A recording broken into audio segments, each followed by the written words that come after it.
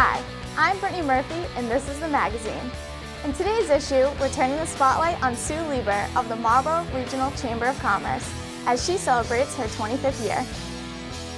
I really am so excited about tonight because of our award winners. They're wonderful people. It's hard to think of a time when Sue Leeber wasn't running the Chamber of Commerce. That's because you have to go back 25 years to find a point in time when Leeber wasn't a part of it.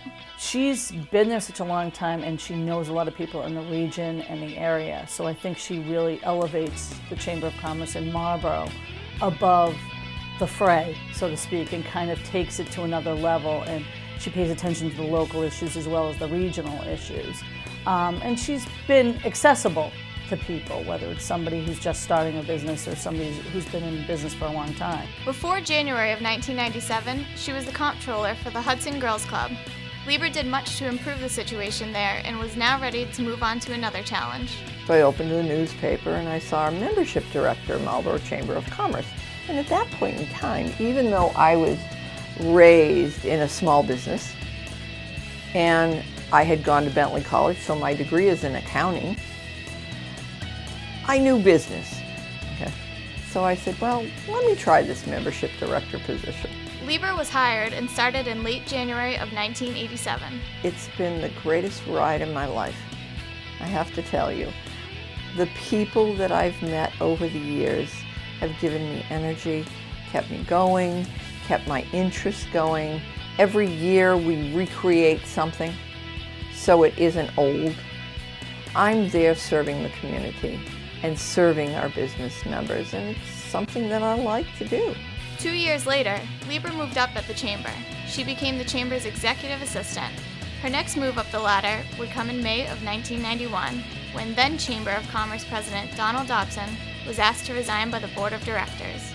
Dobson cited a difference of opinion and a misunderstanding as reasons for his removal. Leeber was asked to take over as interim president. There was a financial crunch.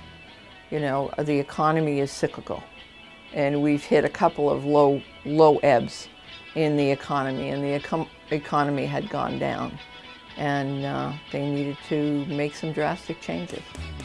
After a nationwide search, the Chamber of Commerce decided to retain Sue Leeber and officially name her the first female president in the Chamber's history. The incoming chairman of the board talked me into putting my resume in, because at that point in time I was ready to move on. I'd been here 4 years.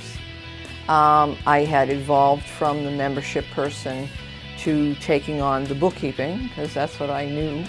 And, you know, between sales and bookkeeping, I grew up in a very small business. So I have a special affinity in small business. My father had his own business. And so I had that knowledge. But I did apply for the job. And there was quite a large search committee of 12. And they asked me to take on the job. Leeber accepted the position and viewed it as a new challenge. Her intentions were to stay 5 years and move on to the next challenge, but that is where things changed for Sue. They say after 7 years you've done everything you can do, it's time to move on. Well, I kept recreating. But all the while I was raising my 3 daughters. And you know what? It worked out well, because all 3 of my daughters grew up at times answering the telephone here at the Chamber office because I didn't have enough staff or somebody was out or something. They all got that skill of communication, and they can all actually, in their careers now, it has benefited them. Seeing her in that position that long, because a lot of people do move on, but she's been able to change it and grow it and push it over the years and just kind of give it a different vibe and different feel as the economies and things have required that. Sue was a trailblazer for women in high positions, which has not been lost on women who know what she went through at that time.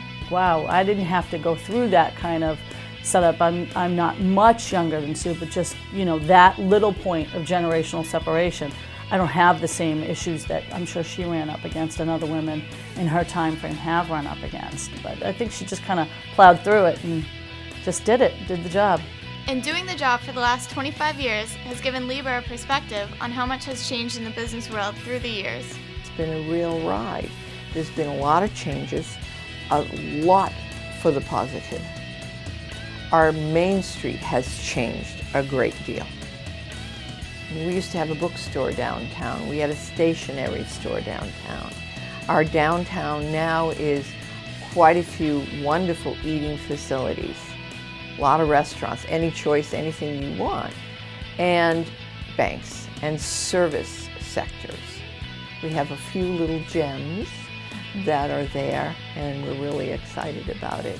And the evolution of the old fire station and police station, which during my time was always empty, okay? The Vin Bin has done a phenomenal job bringing an anchor to downtown, and of course your offices. But it's been a good change.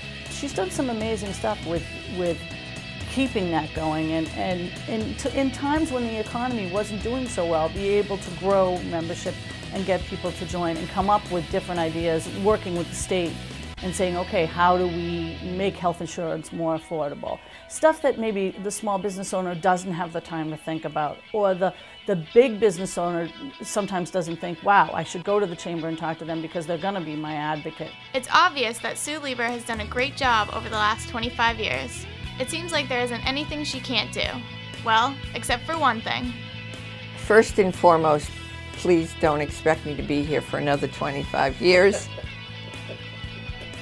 I'm a realist. If God blesses me with another 25 years, which I believe I can do, I really would love to take time. I love to teach. I do teach a couple of classes at Clark University and Quinsigamond Community College from time to time. I'd love to teach. I'd love to, I enjoy my work on the cable TV. I do. And, just be with people. I don't envision myself ever staying home alone on a rocking chair. I just don't. I can't envision myself not doing something or being productive, giving back. Because I really have had people give to me, and I want to give back. And that's going to do it for this issue of the magazine. If you have any ideas for future issues, please feel free to email us. And for more info about WMCT, you can visit us on the web. I'm Brittany Murphy. We'll see you next time.